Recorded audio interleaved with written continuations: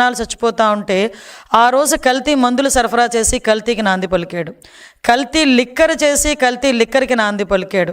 అదేవిధంగా మనం చూసుకుంటే ఇసుకను కూడా కల్తీ చేసి మామూలు ఇసుకలోని కూడా సముద్రపు ఇసుకని కలిపి ఇసుకను కూడా కల్తీ చేశాడు. ఆఖరికి విద్యా వ్యవస్థని కల్తీ చేసి పరీక్షల్లో కూడా కల్తీ చేసే పరిస్థితి కనిపిస్తూ ఉంది. ఇలా చూస్తే ఓవరాల్గా చూస్తే కల్తీ, ఒక పాలనే ఒక కల్తీ, ఆ మనిషే ఒక కల్తీ. ఇవన్నీ పక్కన పెడితే ఆఖరికి ప్రసాదాల తయారీలో ఉపయోగించే నెయ్యిని కూడా కల్తీ చేసి, చచా అది నెయ్యి కాదు, రసాయనాలతో తయారు చేసిన ప్రసాదం, అలా తయారు చేసి దాన్ని కూడా మహాప్రసాదం లాగా ప్రజలందరూ ఆరోగ్యాలతోని సెంటిమెంట్తోని ఆడుకొని ఈరోజు తిరిగి కళ్ళబొల్లి మాటలు మాట్లాడుతూ ఆ జరిగిన మహాపాపాన్ని తిరిగి ఈరోజు ఎన్డీఏ కూటమి వాళ్ళైన గౌరవ ముఖ్యమంత్రి చంద్రబాబు నాయుడు గారి మీద, ఉప ముఖ్యమంత్రి పవన్ కళ్యాణ్ గారి మీద, అదేవిధంగా నారా లోకేష్ బాబు గారి మీద నెట్టడానికి వాళ్ళు చేస్తున్న ప్రయత్నం చూస్తూ ఉంటే వాళ్ళకి సిగ్గనిపించట్లేదేమో తెలియట్లేదు. కానీ అలాంటి వాళ్ళని 5 సంవత్సరాలు భరించినందుకు ఆంధ్రప్రదేశ్ రాష్ట్ర ప్రజలుగా మేమందరం కూడా సిగ్గుపడే పరిస్థితి కనిపిస్తూ ఉంది. నిజంగా నేను ఒకటే అడుగుతున్నానండి, నిన్న మొన్న కూడా చూశాను, ఎక్కడైనా వాళ్ళలో పశ్చాత్తాపం కనబడుతుందా? ఎవడైనా బయటకు వచ్చి అయ్యో తప్పైపోయిందని లెంపలేసుకుంటాడా? కనీసం బయటకు వచ్చి ప్రజల ముందుకైనా బయటకు వచ్చి అయ్యో తప్పైపోయిందని మాట్లాడతాడా అనుకుంటే వాళ్ళ పరిస్థితులు చూస్తా అంటే కల్తీ ఎక్కడ జరిగింది అంటాడు ఒకడు వచ్చి, కల్తీ జరగలేదని సిబిఐ రిపోర్ట్ ఇచ్చింది అంటాడు ఒకడు వచ్చి బయటకు వచ్చి, ఒకడు జంతు కొవ్వు కలవలేదు కదా అని అంటాడు ఒకడు వచ్చి బయటికి.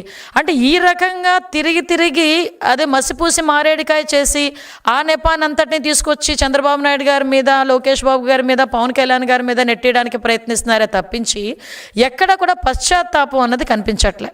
నేను ఒకటే స్ట్రైట్ క్వశ్చన్ అడుగుతున్నా, ఈరోజు 1 కాదు 2 కాదు మొత్తం 4 నివేదికలు ఈరోజు చాలా క్లియర్గా, అరే నాయన నువ్వు చేసిన పరీక్షల్లో నెయ్యిలో కల్తీ జరిగింది, కొన్ని రిపోర్ట్స్ అయితే అది నెయ్యే కాదు రసాయనాల ముద్ద అని చాలా క్లియర్గా తేటతెల్లం చేసినాయి. ఈరోజు ఫర్ ఎగ్జాంపుల్ 2022లో వైసీపీ గవర్నమెంట్లోనే మీ చైర్మన్, మీ బాబాయ్ వైవి సుబ్బారెడ్డి ఉన్న టైంలోనే ఒక రిపోర్ట్ వచ్చింది, దానికి సంబంధించి పరీక్ష ఆధారంగా ల్యాబ్ రిపోర్ట్ వచ్చింది. అది కూడా CFTRI రిపోర్ట్ ప్రకారం central food technological research institute Mysore, అందులోని చాలా క్లియర్గా అడల్ట్రేషన్ జరిగింది, కల్తీ నెయ్యి ఉంది, అందులో పామ్ ఆయిల్ ఎక్కువగా ఉంది అని చెప్పి ఆ రోజు రిపోర్ట్ ఇచ్చింది. మరి ఆ రోజు రిపోర్ట్లో నెయ్యిలో కల్తీ జరిగింది అన్నది క్లియర్గా కనిపించింది కదా.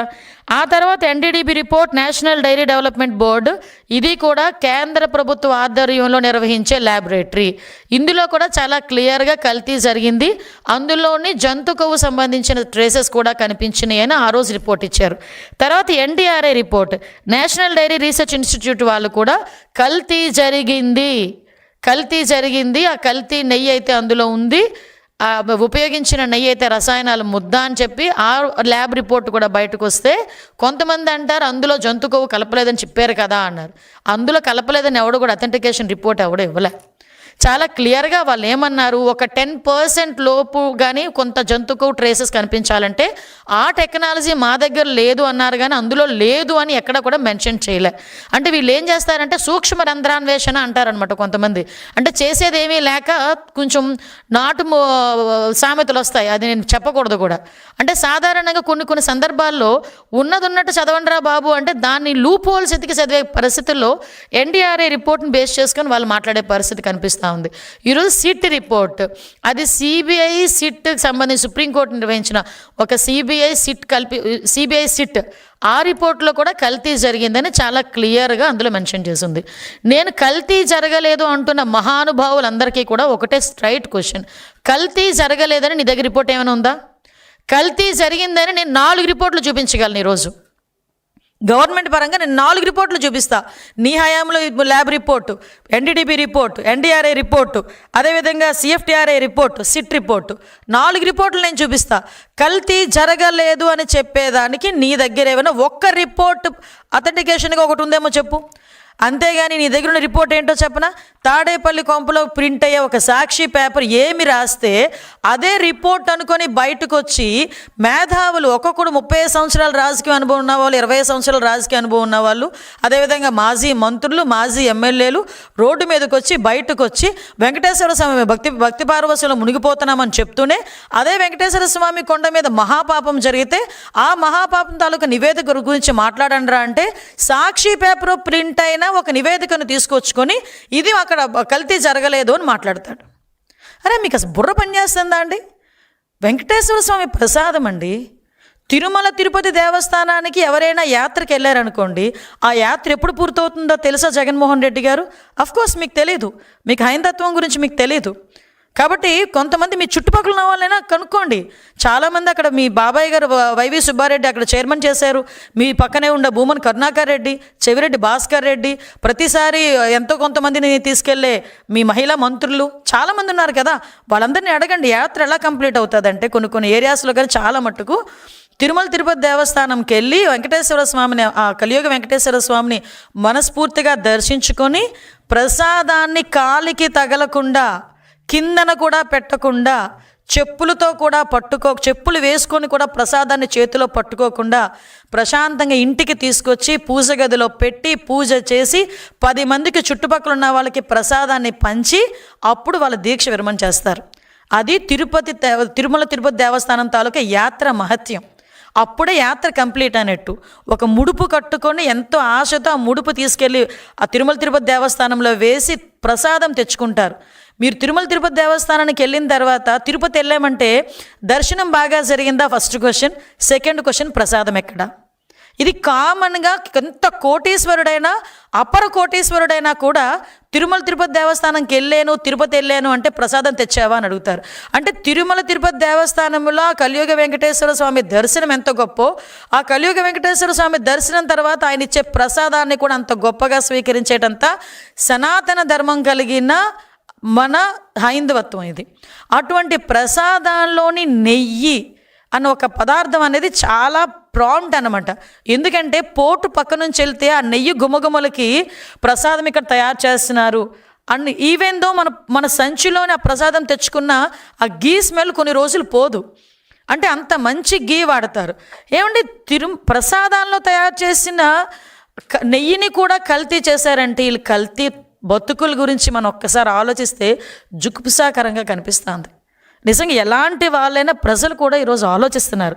వాళ్ళలో కూడా ఏంటండి, వాళ్ళు వాడే రసాయనాలు ఏంటి, 60 లక్షల కిలోల పామాయిల్, 60 లక్షల కిలోల పామాయిల్ ఉపయోగించారు. పామ్ కెర్నల్ ఆయిల్ ఉపయోగించారు. 8.90 లక్షల acetic acid, Easter, lactic acid, food grades, monoglycerides, beta carotene.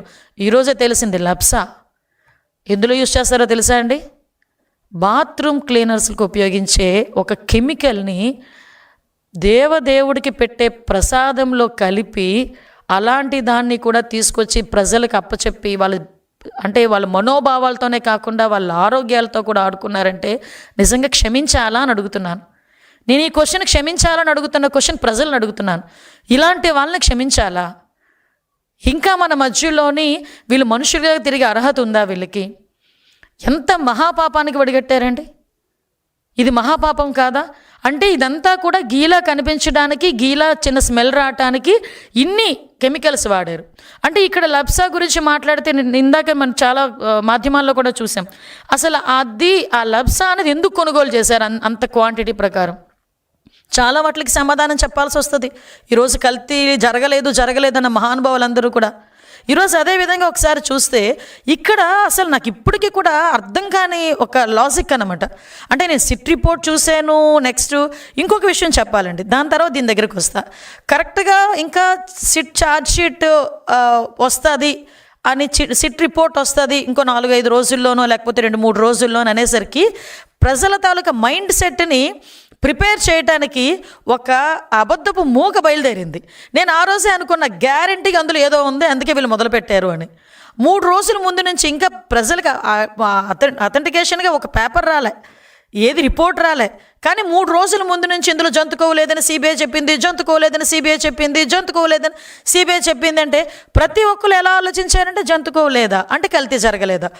అది కాదు కదా, రిపోర్ట్ వచ్చిన తర్వాత చూసాం అందులో అడల్ట్రేషన్ జరిగింది, జంతు కొవ్వు ఉంది, 254 కోట్లు ఎవరి జేబులోకి వెళ్ళినాయి, ఇంత స్కామ్ జరిగింది. వైవి సుబ్బారెడ్డి తాలూకా పిఏనే ఇంచుమించుగా 4,50,00,000 రూపాయలు ట్రాన్సాక్షన్స్ అందులో కనిపించినాయి. ఇవన్నిటినీ ఏమార్చడానికి ఒక రాక్షస మూకలాగా బయటకు వచ్చి ఒక జనాల్ని తప్పుడుదో పట్టించే విధంగా ఎగ్జాక్ట్లీ వాళ్ళ బాబాయ్ హత్య చేసినప్పుడు ఏ రకంగా మైండ్ గేమ్ ఆడాడో అదే సేమ్ మైండ్ గేమ్ 3 రోజుల ముందు నుంచి, అంటే ప్రభుత్వానికి సిట్ రిపోర్ట్ పంపిస్తారన్న 3 రోజుల ముందు నుంచి యాస్టీస్ పాట పాడడం మొదలుపెట్టారు. అంటే ప్రజల్ని ట్యూన్ చేయడం మొదలుపెట్టారు. ప్రజలేమి ఎర్రివాళ్ళు కాదబ్బా, ప్రజలు చదువుకున్నారు. వాళ్ళకి దేవదేవుడు కలియుగ వెంకటేశ్వర స్వామి మీద ఒక భక్తిభావం ఉంది. నేను నిజంగా ఒక మాట చెప్పాలబ్బా, ఎందుకంటే ఇన్ని రోజులు కల్తీ జరిగిన తర్వాత ఇన్ని రోజులకి బయటకు వచ్చిందంటే అది నిజంగా నాకు తెలిసి వెంకటేశ్వర స్వామి బయటకు చెప్పించారేమో. నిజంగా వెంకటేశ్వర స్వామిని నమ్మిన వ్యక్తిగా నేను మాట చెప్పాలి. ఎందుకంటే వెంకటేశ్వర స్వామి బతికించిన జీవితాన్ని ఇచ్చిన చంద్రబాబు నాయుడు గారు ఒకనొక టైంలో ఆయన అన్ని ల్యాండ్ లైన్స్ పేలినా కూడా బయటకు వచ్చి ఆయన బతికి బయటకు వచ్చి ఈరోజు అతని సేవ చేసుకుంటా ఉంటే ఆ దేవదేవుడు సేవ చేసుకుంటున్నారు ఆయన. అటువంటి ఆ వ్యక్తి నోట్లోంచే బయటకు వచ్చింది. అతని ద్వారానే ఈ కల్తీ వ్యవహారం అన్నది కూడా బయట పెట్టాలని ఆ దేవదేవుడు అనుకున్నాడేమో, కలియుగ వెంకటేశ్వర స్వామి అనుకున్నారేమో, అందుకే ఇలా వచ్చిందేమో. ఆఖరికి ఎన్ని అవమానాలు పడ్డారండి. బయటకు వచ్చి చంద్రబాబు నాయుడు గారు క్షమాపణ చెప్పాలి, లోకేష్ బాబు గారు క్షమాపణ చెప్పాలి, పవన్ కళ్యాణ్ గారు క్షమాపణ చెప్పాలి.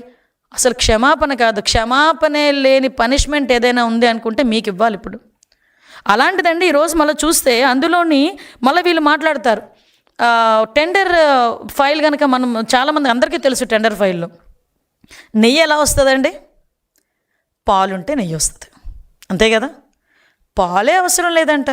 రోజుకి 4 లక్షల లీటర్లు పాలు కెపాసిటీ ఉండాలి ఆ కంపెనీకి అన్న నిబంధన ఎత్తిపడేసి అందులోని కూడా రోజుకి 4 లక్షల లీటర్లు ఉండాలన్న పరిస్థితి లేదు.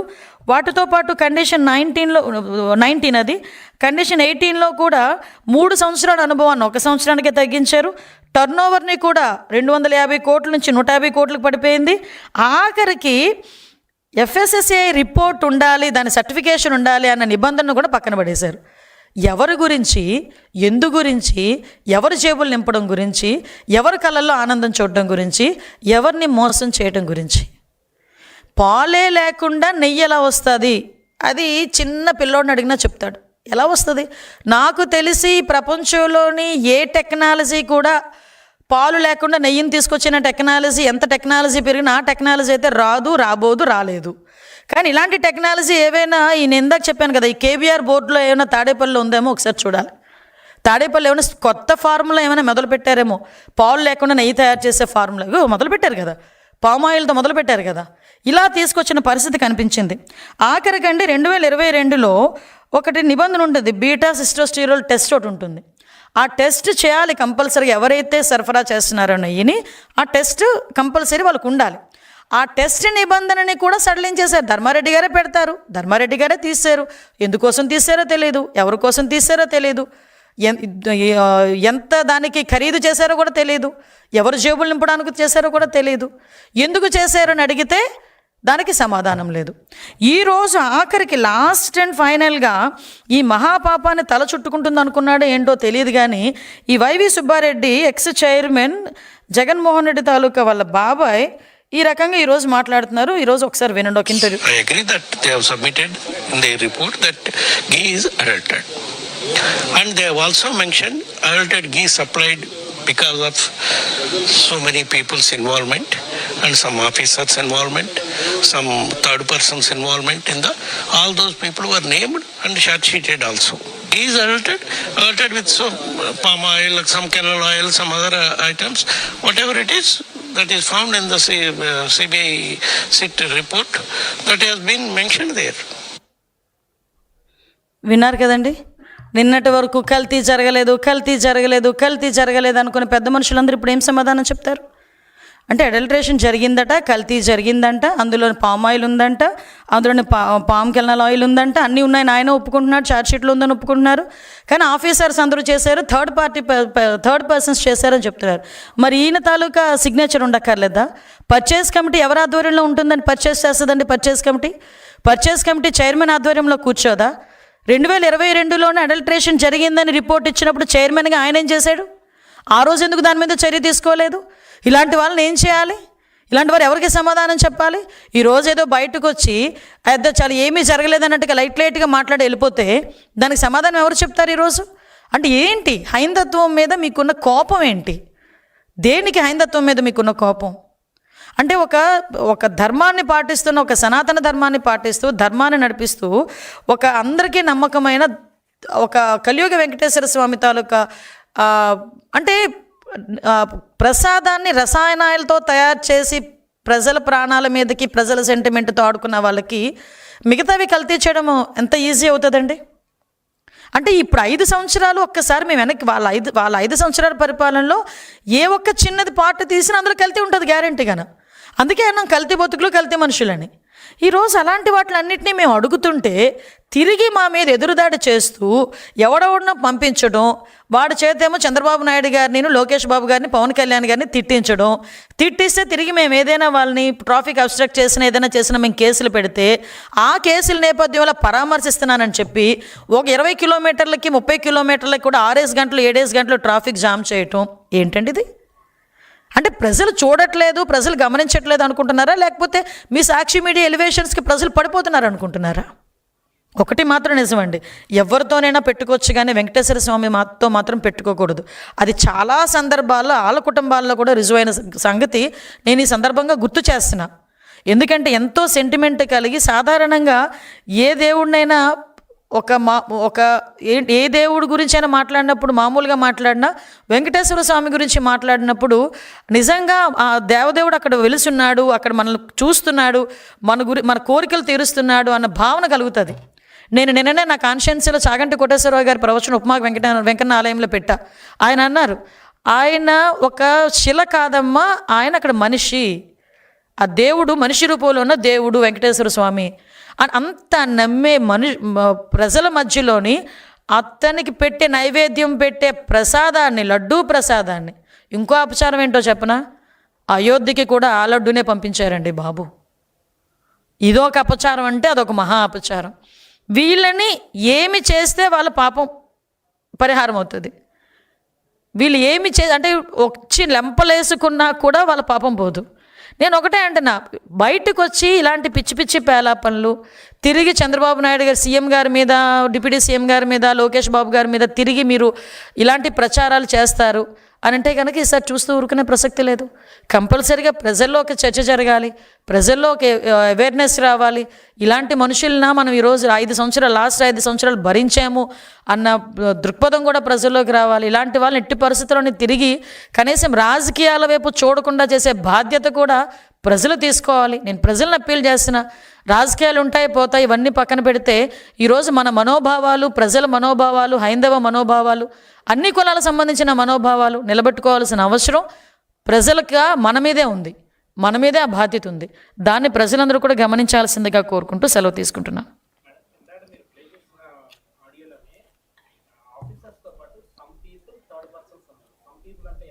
ఆయన అయి ఉండొచ్చు, సింపుల్లీ హీఈస్ ద మెయిన్. పరిస్థితి ఎలా అయిపోయిందంటే కల్తీనయ్యి అందులో జంతుకోవలేదు, కల్తీనయ్యి ఇలా మాట్లాడుతున్నారు కదా వీళ్ళు. ఇంతవరకు ఈయన మాట్లాడిన తర్వాత ఎవరు చేస్తారండి? మీకు ఒకటే విషయం చెప్తున్నా, ఇప్పుడు ఏదైనా ఒక వ్యవహారం జరిగిందంటే హెడ్ ఆఫ్ ద ఇన్స్టిట్యూట్నే మనం ఫిక్స్ చేస్తాం, అది కామన్గా. ఫర్ ఎగ్జాంపుల్ ఇప్పుడు కల్తీ గురించే మాట్లాడుకుందాం. ఎక్కడైనా కల్తీ వస్తువులు, నిత్యావసర వస్తువులు దొరుకుతున్నాయనుకోండి, అందులో ఉన్న వర్కర్ మీద, అందులో ఉన్న వాడి మీద పెట్టాడు, ఆ షాప్ ఎవరితో చూస్తాడో ఆ ఓనర్ మీద పెడతాడు ఎవడైనా కేసు వెళ్ళి, అంతే కదా. అలాంటిది ఈరోజు అంత పెద్ద దేవస్థానం, కొన్ని వేల కోట్లు భక్తులు ఇచ్చిన సొమ్ముతో దేవదేవుని కొలుస్తున్నాము, దేవదేవుని సేవ చేసుకుంటున్నాము, ఆ ప్రసాదాలు తయారు చేస్తున్నాము. అలాంటి వ్యవహారంలో పర్చేస్ కమిటీలో వన్ ఆఫ్ ద చైర్మన్ అయినా ఇతను YV Subba Reddy, some third persons అంటే హూ ఇస్ దట్ పర్సన్స్? అసలు మెయిన్ పర్సన్ ఆయనే కదా. వాళ్ళ పిఏది ఆల్రెడీ ఛార్జ్షీట్లో ఉందని చెప్పి ఆయన చెప్పుకుంటున్నాడు కదా, కొంతమంది ఉన్నారు అని. 254 కోట్లు స్కామ్ జరిగిందని చెప్పి అందులో రిపోర్ట్లో ఉన్నది కదా. ఈ వీటన్నిటి గురించి మాట్లాడడం మానేసి జంతుకో గురించి ఎవడో సాక్షి రిపోర్టర్ ఎవడో అందులో లేదు అని రాస్తే అదే పెద్ద అథెంటికేషన్ రిపోర్ట్ లాగా, అదే పెద్ద కేంద్రీయ ల్యాబ్ లాగా వాళ్ళే తీసుకొచ్చేసుకొని లేదు లేదు లేదు లేదని ప్రొజెక్ట్ చేసేస్తే ప్రజలను పిచ్చోళ్ళ. ఈరోజు మేము రాజకీయాలు చేయాలనుకుంటే చాలా ప్లాట్ఫామ్స్ ఉన్నాయండి మాకు కూడా. మేము రాజకీయాలు చేయాలి అనుకుంటే ఈ విషయం మీద రాజకీయాలు చేయాల్సిన అవసరం లేదు. వెంకటేశ్వర స్వామి ఎవరికైనా దేవుడే, ఎవరికైనా సెంటిమెంటే.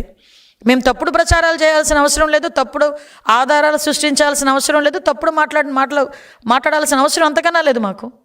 ఈరోజు అలా మాట్లాడి ఈరోజు ఇలా పనులు చేసి 151 నుంచి 11 పడిపోయారు. ఇంకా దిగజారిపోతే ఏమో ఆ దేవదేవుడు స్క్రిప్ట్ రాసేయడం ఇంకా దిగజారిపోవాలని వాళ్ళు, మనం ఏం చేయగలం?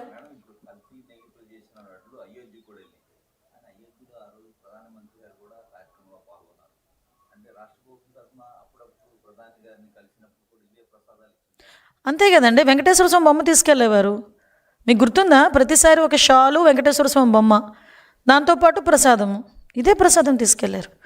ఆ రోజు 5 సంవత్సరాలు మీరు తిన్న ప్రసాదం, నేను తిన్న ప్రసాదం, ఆఖరికి ఎంత పెద్ద నాయకుడు, పెద్ద పెద్ద వ్యాపారవేత్తలు ఎవరైనా తిన్న ప్రసాదం కూడా కల్తీ నెయ్యి ప్రసాదం కాదు, రసాయనాల ముద్ద ప్రసాదం తిన్నది. రసాయనాల ముద్దతో తయారు చేసిన ప్రసాదం తిన్నాం మనందరూ 5 సంవత్సరాలు అదే తిన్నాం.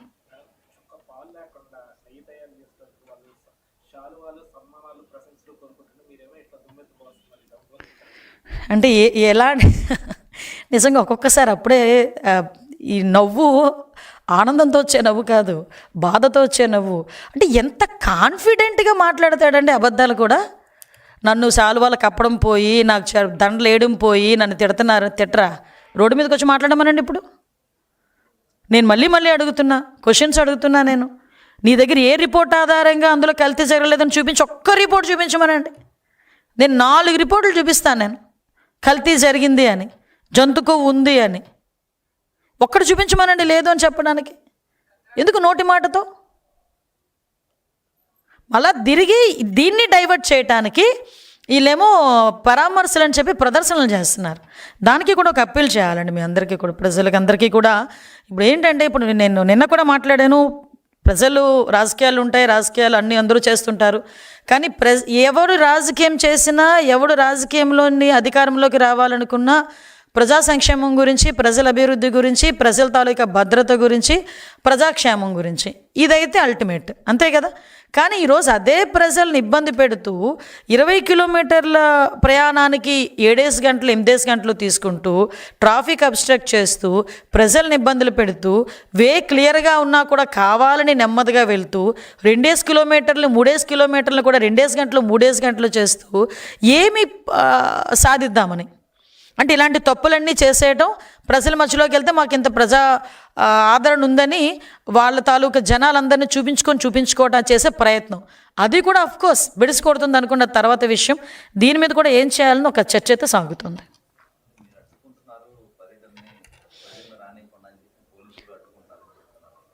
నిజంగానండి, 1.5 సంవత్సరాల కాలంలో ఎవరినైనా మేము హౌస్ అరెస్ట్ చేసామా? ఈవెన్ దో వాళ్ళు మమ్మల్ని పర్మిషన్ అడగకపోయినా, యాక్చువల్గా నేను ఒకటే చెప్తున్నా, యాజ్ ఎ హోమ్ మినిస్టర్ చెప్తున్నా, నువ్వు 5,000 మందితో కాదు 50,000 మందితో మీటింగ్ పెట్టుకుంటానని చెప్పండి. ఒక మాజీ ముఖ్యమంత్రికి ఏ బందోబస్తు ఇవ్వాలో ఆ బందోబస్తు ఇచ్చి మేము ప్రశాంతంగా పర్మిషన్స్ ఇచ్చి మేము పంపించుకుంటాం. మేమే కాదని చెప్పట్లేదే, మీకులాగా మేమేం మైకులు లాక్కోవట్లేదే, మీకులా మేమేమి నుంచున్న స్టూల్ లాక్కోవట్లేదే, మీకులా మేమేమి వేసిన స్టేజ్లు కూడా తీసేయట్లేదే, మీకులా మేమేమి ఇళ్లలోని కూర్చోబెట్టి హౌస్ అరెస్టులు చేయలేదే. మేమేమేను మీకు ప్రజాస్వామ్యబద్ధంగా మీకు వచ్చిన హక్కును మీరు వినియోగించుకోండి అని చెప్తున్నాం. వినియోగించుకుంటూనే ప్రజల్ని ఇబ్బంది పెట్టద్దు అని చెప్తున్నాం. మేము ప్రజలకు ఇబ్బంది కలిగే పరిస్థితి చేయొద్దు. ఈరోజు ఒక అత్యవసరంగా అంబులెన్స్లోని హాస్పిటల్కి వెళ్ళాల్సిన వాడు ఉంటాడండి. నువ్వు చేసే ఈ ప్రదర్శన బట్టి అతను చనిపోతే పరిస్థితి ఏంటి? ఎవరు సమాధానం చెప్తారు?